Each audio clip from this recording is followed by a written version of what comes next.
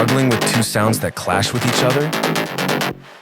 Do this. Here we have a bass layer that gets in the way of our bass stab. Put an envelope follower and an EQ8 on the stab's track. Here you can roughly set the EQ bands to cover the overlaps using EQ8's visualizer. Then map your envelope follower to the gain of these filter nodes and set the mod percentage 50 to 0%. Next, move the EQ8 to the bass layer's track.